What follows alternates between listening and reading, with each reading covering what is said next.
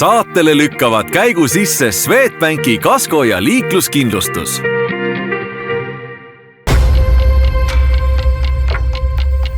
Mobile autokeskus. Järelturu boss. Ideaalautos on autovahetus kiire ja lihtne. Meie müügisalongis ootab sind lai valik garantiilisi vähekasutatud autosid. Rootsist tellitud auto kätte vaid 7 päevaga. Autoportaalis saad lisada müügikuulutuse tasuta. Autoportaal.ee. Osta, müü, rendi.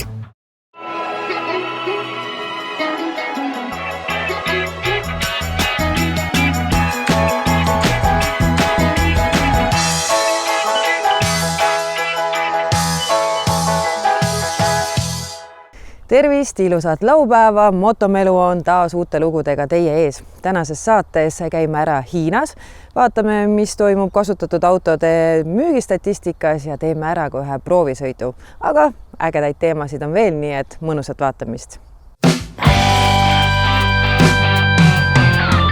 Seda, et Car Restorationi mehed teevad Lõuna-Eestis imesid, selles ei kahtle enam keegigi. Siin on aga üks väga ainulaadne masin maailma mõttes. Ole hea, Kaupo, räägi, mis auto su selja taga on? Tegemist on siis 1969 Ford Mustangiga, mis alguses oli kabriolett, kui ta meie juurde tuli ja mille siis võtsime täiesti lahti. Ehk siis kõik plekid, mis siin nagu ümber on, tulid küljest ära, alles ja ainult põhi. Kõigepealt siis ehitasin ta fastbackiks ja siis sai tehtud talle targa katus, ehk siis keskmine osa, kus siis inimesed istuvad, ehk siis too katuse osa, too siis tuleb maha. Aga mis veel teeb siis veel omakorda ainulaadseks on see, et see katus ei ole mitte ühes jupis, vaid ta on 2 jupis. Nii et sellist lahti käiva katusega Ford Mustangit teist maailmas rohkem pole?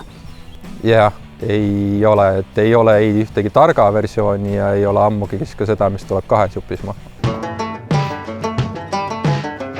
Kuidas selle ideeni te üldse jõudsite, et kuidas see auto sündis?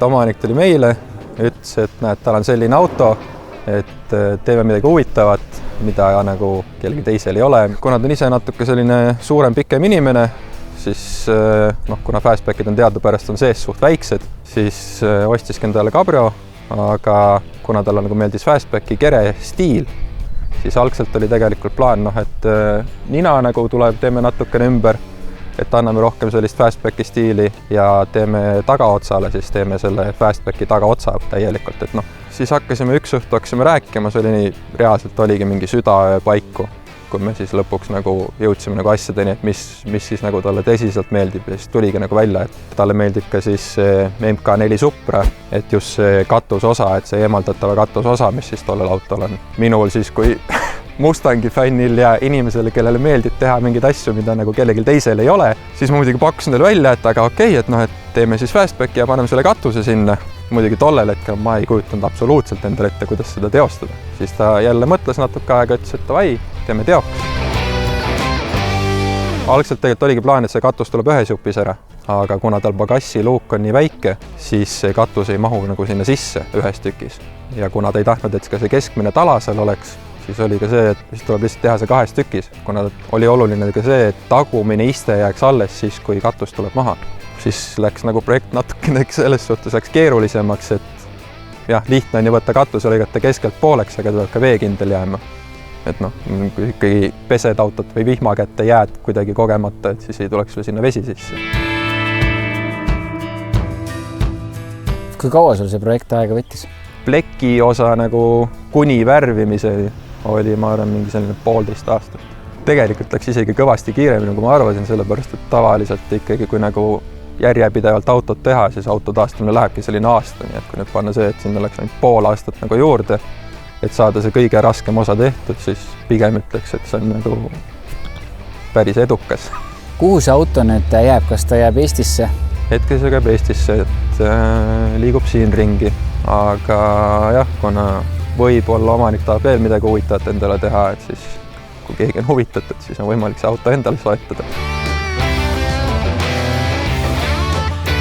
ja täna ta selles mõttes ei ole lihtsalt ilus masin, vaid täiesti sõidukõlblik, numbrid külge ja ilusad kilomeetrid mõõtma. Ja ei, ülevaatus sai sellel autol juba eelmine aasta peale, et omanik tegelikult sai juba eelmine aasta seda nautida, seda autot, et kõik on, jah, kõik paberid, kõik on korras, ülevaatus on peal. Täna on meil hea meel näidata seda autot valmiskujul, aga kas te olete kuskil välja toonud ka selle, ütleme siis tema selle arenguloo? Arengulugu saab jälgida nii meie Facebooki lehel kui ka siis Instagrami lehe peal. Et mul on küll videomaterjal ja pildimaterjal olemas, millest ma tahaks kokku panna ka ühe nagu eraldi YouTube'i video sellest autost, aga tollega läheb lihtsalt natukene aega.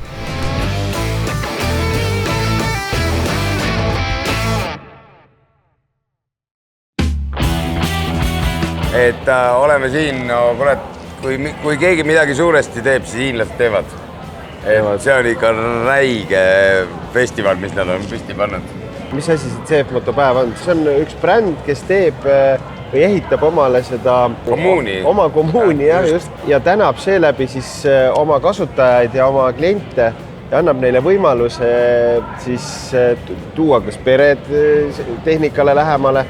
Et vinge värk ja paraad oli ka ju võimas, siin oli kokku kutsutud, et tulge, kellele aga CF-moto on, et tulge paraadile. No minu selja taga on päris karm rada ja see on uskumatu, aga A2 kategooria ratastel nagu 450 MT ja tule ja pusi siin see rada ära, et siin on olnud väga karmi vendi, kes teevad selle väga ruttu läbi.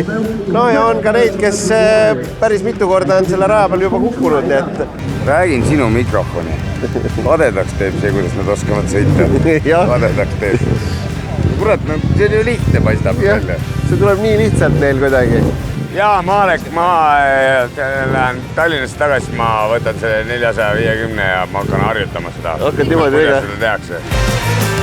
Siia purki on pantud siis uus tonnine SR V4 mootoriga. Täna oli meil au seda ka liikuvana näha, et siis kui see CF-motopäeva algustseremoonia oli, siis tseremoonial ta suitsetas rehvini, et juba hakkab jõudma see aeg, kus saame vaikselt hakata lootma, et see ka Eesti poole või vähemalt Euroopa peale tuleb. Täna võib küll öelda, et tulevik on nagu kohal, et see V4 esiteks ta tegi päris hirmuäratavat häält ja ta näeb ikkagi väga futuristlik välja igat pidi, et tal on ees on aerodünaamiliselt, ma ei oskagi öelda, et mingisugused labad, mis siis hoiavad seda esiratast maas ja hoiavad asja stabiilsena, et küll tahaks, et Eestisse ka selline tuleks, tahaks ju proovida ka. Ma ei tea, kas ma julgen.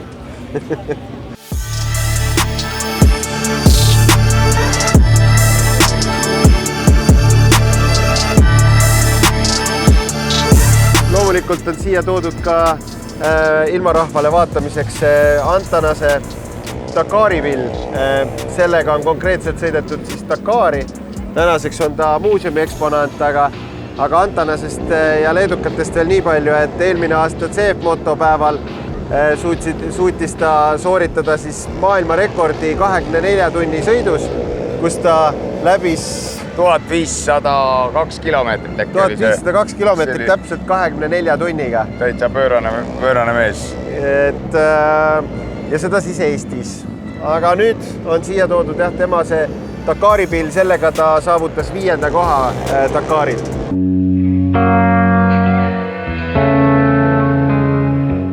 Väga hästi korraldatud, väga suurelt, väga suurejooneliselt, kui arvestades ainuüksi neid silte ja plakateid, mis siia toodetud tänase päeva jaoks, siis see on absoluutselt hämmastav. Aga tehas on suur,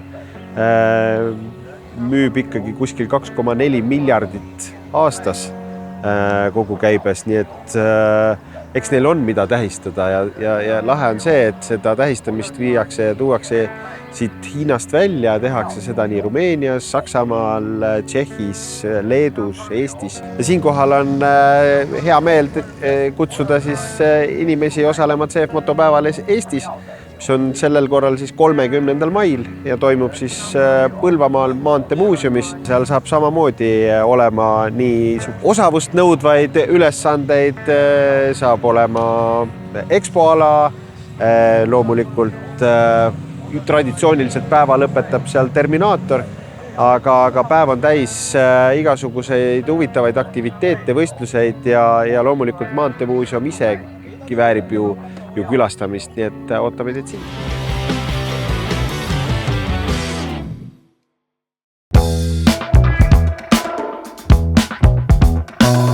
Viimased korrad, kui me oleme Motomelu saadet mobiiliautokeskuses filminud, siis me oleme ikka näidanud uhkeid, eksklusiivseid ja väga kalleid ilusaid masinaid. Kas see on tõepoolest kõik, millega te tegelete või tasub ka sellist, kui ma ütlen siis, halli argipäeva autot siit otsida? Ja, no ma arvan, et me oleme üks väheseid autokeskusi, kus on nii lai spekter, et alates mõne tuhandest autost kuni mõne 100 000 autoni ja mõne korrad isegi kallimad. Aga jah, et miks me nii välja paistame ja jah, me oleme teinud saateid, et tuua välja, et me toome ka kallid autosi. Küll aga oma Facebooki lehel me oleme proovinud ja vahepeal paneme ka lihtsamatest autodest pilte ja postitusi. Ja need ei sõida üldse. Et inimestel ikka meeldib neid läikevaid ja kallid asju vaadata. Kuigi jah, tegelikult päriselu ja enamus äri on ikkagi nii-öelda tavalised autod. Nii et tegelikult igale ühele midagi. Absoluutselt, et seda me oleme ka kommunikeerinud aastaid, et meie valik, et meil on üle 2 miljoni sõiduki valikus, et kogu Euroopa on peegeldatud eesti keeles siia. Et Eesti valik on sõltub hooajast 15-20 000 autot, et mitte teha enda arvelt kompromisse, et mitte võtta autot, no jõu pärast, et hea küll, ma võtan selle, et värv küll pole see või velg pole see või et läbisõit võiks olla väiksem või et no, seda lisa ei ole ja kolmandat lisa ei ole. Euroopa on nii suur, et me lihtsalt otsime nii kaua, kui me leiame selle kõige õigema ja seal on nagu 2 asja, et üks on see, et inimesed on täna valmis maksma isegi rohkem, et see auto ei pea olema odavam, kui ta on Eestis, aga ta saab sellise auto, mis vastab tema vajadustele, et üks on emotsionaalne vajadus, et ilus ja kõik muu, aga siis on ka need lisad, et ei pea olema, et ta on odavam, aga jah, et reeglina on ka Euroopas toodud auto odavam kui kohalikul turul pakutav. Kui me räägime kallite autode toomisest, siis see transport, see on piisku auto hinna kõrval. Aga kas tõepoolest on mõtet täna Euroopast otsida 10, 20, 25 000 eurost autot? Kindlasti tasub, et muidu me maja ei oleks püsti juba 28 aastat, et see ongi meie äri, et mingil põhjusel ju inimesed ikkagi ostavad sealt ja inimese ostukäitumine on see, et ikkagi ostab seda, mis on parem või siis soodsam. Kas transpordisummat saab panna ka näiteks liisingu maksesse või selle peaks teile kohe välja käima? Kõik, mis on siin vahepeal sellel teekonnal olnud, kujundavad lõpuks selle auto turuhinna ja liising finantseerib autot, kui ta on turuhinnas. Me ei saagi müüa üle turuhinna, meil on lepingud, meil on hindamisaktid, et me ei saa üle küsida. Ehk et absoluutselt. Inimene vaatab auto välja, ütleb, ma tahan seda autot, ma soovin seda autot siia, ma soovin sellele autole vahepeal selliseid lisasi juurde panna. Kõik on võimalik, isegi istmesoojenduse paneme juurde, kui on vaja. Ja lõpuks ta saab selle auto kätte siit meie loovutusruumist. See auto on Eesti registris pestud, liisingus, me anname talle passi, mis on liisingu nimel, kus tema on vastutav kasutaja, komplekti võtmeid ja elu läheb edasi. Ehk tegelikult vahepeal ei pea mitte midagi tegema ja valdaval osal inimesel on soov, et võtaks vana auto vastu. Tihti on see, et liisingi idee ennem nii-öelda uut pakkumist või ei anna seda autot, kui koht on vabaks tehtud. See koht vabaks siis tähendab seda, et eelmine on möödud ja see tekitab sellise tõrke, et inimene ei saa justkui enne uut autot osta, sellepärast et tal, kui finants on veel, tal on kohustus üleval. Ehk siis me hindame selle auto eelnevalt ära, me lepime kokku, me lepime taustal pangaga kokku, et te võite teha tingimusliku pakkumise ja me garanteerime pangale, et me ostame selle vana auto ise välja ja kogu selle protsessi taustal inimene ei pea neid detaile teadma, ta sõidab vana autoga meile, tõstab asjad ringi ja sõidab uuega edasi. Me pärast selle vana auto kõik formaalsused korraldame ise. Seega hall metallik diislist kuni Lamborghini Urus SE-ni. See vahemik on ilusasti teie kanda, kes tahab autot mobiiliautokeskus. Ja hästi öeldud, sellepärast et hall metallik diisel on siin ja esimeses saalis on ka Lamborghini Urus. Küll aga jah, see valik on hästi suur. Vaadake meie kodulehte, kus on pea 2 miljonit autot või ka meie sotsiaalmeediat, kus me siis postitame, jagame värsket tulnud või ka siis vahel Euroopas olevaid häid sooduspakkumisi.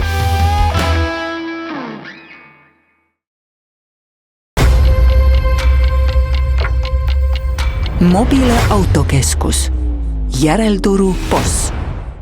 Ideaalautos on autovahetus kiire ja lihtne. Meie müügisalongis ootab sind lai valik garantiilisi vähekasutatud autosid. Rootsist tellitud auto kätte vaid 7 päevaga. Autoportaalis saad lisada müügikuulutuse tasuta. Autoportaal.ee. Osta, müü, rendi. Sõida Swedbanki netipanka, sest meilt saad tavalisest laiema kaitsega kasko ja hea hinnaga liikluskindlustuse.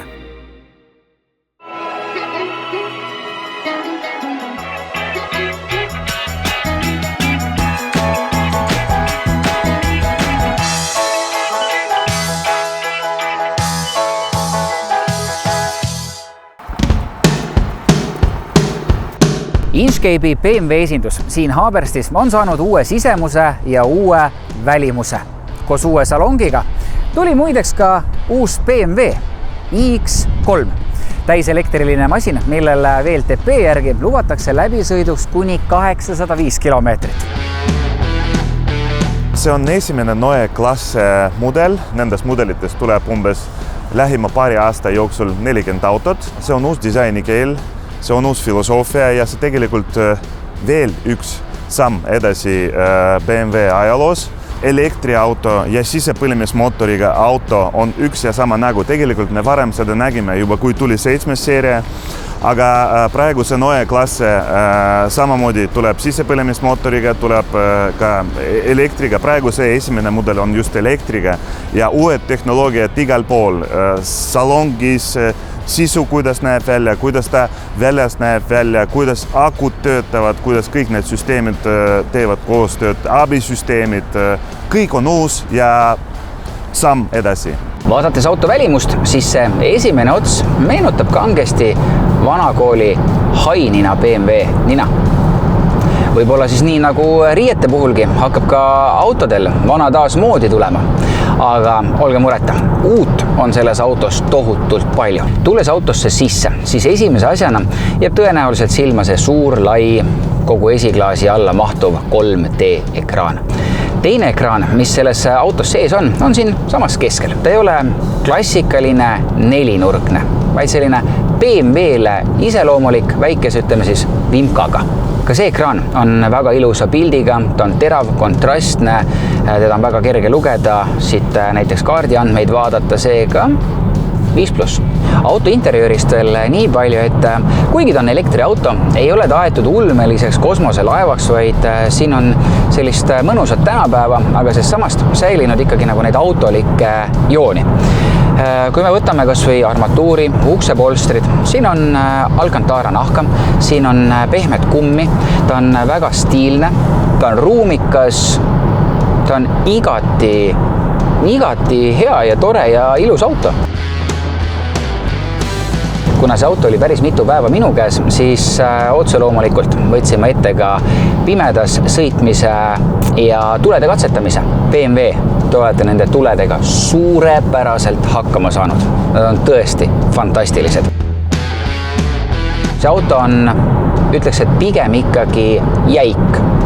Maantee peal on temaga hea sõita. Linnas, kui on head teed, on temaga suurepärane sõita, aga nii kui on kehvem tee, siis nendel hetkedel tahaks küll, et see auto oleks pisut pehmem, kuna iste on jäik, on ka auto jäik, siis vähemalt mina küll tahaksin pisut sellist pehmemat ja sujuvamat sõitu. Aga taaskord maitsesi. See aasta Eestis me saame registreeritud peaaegu 30 autot. Kahjuks see nõudlus Euroopas ja üle maailma on nii suur, et Eesti kvoot on nii pisike ja piiratud. Me alati iga kuu küsime rohkem ja rohkem, kliendid tahavad seda, ostavad seda, aga kahjuks selleks aastaks ainult 30 autot, 30 õnnelikku omanikku saavad autot kätte.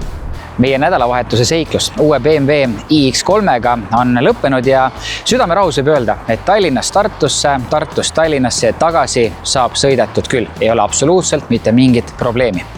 Kui me nüüd räägime selle auto energiatarbimisest, siis enamik minu sõite olid maantee peal, pisut ka linna ja otse loomulikult me ka proovisime selle auto kiirendust. Ehk siis täis selline säästurežiim käiku ei läinud.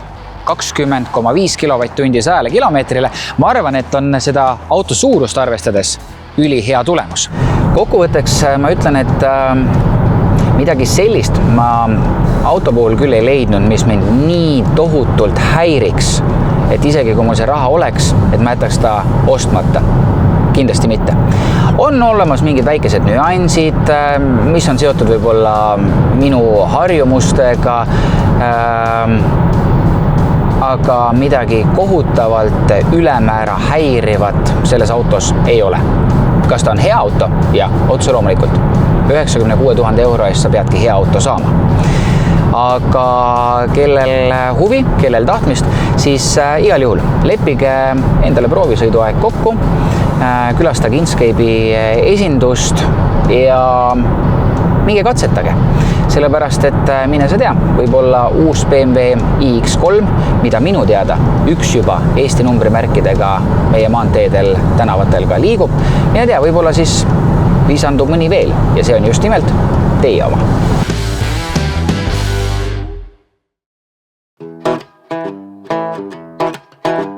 Oleme jõudnud taaskord autoportaali müügistatistikani ning seekord mobiiliautokeskuses Tammsaare teel. On näha, et kõrgema päikesega on lahti sulanud ka inimeste ostuhuvi ning automüügitehinguteni jõutakse märksa enam. Vaadates numbritele natukene konkreetsemalt otsa, on näha, et märtsi numbrid on juba teistsugused. Veebruaris oli selge jahtumine võrreldes jaanuariga. Märtsi numbrid näitavad aga teistsugust pilti. Aktiivsus tõuseb ja kõikidele numbritele saame otsa kirjutada umbes 100 või enamgi. Huvitava muutusena on teinud märkimisväärse tõusu just premium-klass mudelitega BMW-lt, Audilt ja Mersult. Mudelite top muutus natukene praktilisemaks. BMW 3. seeria, Passati ja Octavia näol. Octavia tõusis taas top 3. Kuni 10-aastaste mudelite autode topis, nagu ikka, Škoda, Toyota, Volkswagen. Seekord me räägime hoopis Toyota asemel Highlanderi sõsarmudelist Lexusest. Kui 2 aastat vana Highlanderi saad sa endale 50 000 eest, siis selle konkreetse Lexuse hind on hoopis 63 ja see on aasta vanem. Küsimus on, miks peaks keegi võstma endale Toyota asemel Lexuse? Lexuse puhul on selge see, et siin on oluliselt rohkem nahka, siin on oluliselt rohkem premium tunnet, ekraanid, kõik see auto uks läheb kinni vaiksemalt. Kui teiste autode puhul sa saad aru, et midagi toimub ka väljapool, siis siin on vaakum. Nagu mobiili esindaja meile ütles, siis Lexuse kõrvale ei ole müügimeest vaja, sellepärast et see auto müüb ennast ise. Kuid mis on peamine, mida küsid ükskõik milliselt Lexuse omanikult, siis selle auto hooldusteenusega on teistel väga keeruline konkureerida. Kohe näha, et talupojad on tulnud premium-klassi autosse. Vaatasime, et oi, kui nõme, siit on vaja tõmmata. Ei, see on häda jaoks, sellepärast, et tegelikult sa paned siia käe peale, sa vajutad pöidlaga ja lihtsalt lükkad. Sellist konkreetset asja ma ühelgi teisel autol ei ole varem näinud ja eks ilmselt nendest detailides see premium-klass ja ka hind seisneb. Kuna me seekord premium-autodest räägime ja uhke Toyota on meil juba läbi käinud, siis lähme räägime Mersudest, mis on teinud samamoodi märkimisväärse tõusu. See, küll nüüd aasta uuem kui Lexus, poole väiksema läbisõiduga, mitte 30, vaid siis 12 000, on 4-veoline Mercedes GLC ja maksab samuti 63 000. Kui Lexus on niisugune tume, rafineeritud diplomaat, siis Mersu puhul on sul rohkem värvi, kosmoselaeva tunnetust ja niisugune tulesid, vilesid on mõnevõrra rohkem. Kui me odavas otsas ajame senti lõhki, vaatame mida, kuidas, kuhu, siis selles hinnaklassis ütleme niimoodi, et tegelikult on valikut päris palju ja üsna selge on, et mida sa oma raha eest saad. Olgu see statistika nagu ta on, BMW on seal topis olemas ja tore näha, et numbrite sekka on ka väikseid, teravaid, erksavärvilisi autosid tulnud. Täpsemat statistikat vaata autoportaal.ee ja kohtume juba järgmine kuu uuesti. saade läbi, aitäh, et vaatasite ja tuletan ikka meelde, et hoidke silma peal ka meie sotsiaalmeediakanalitel. Nautige ilusat ilma ja näeme juba järgmisel laupäeval ikka kell 11.30 Kanal 2.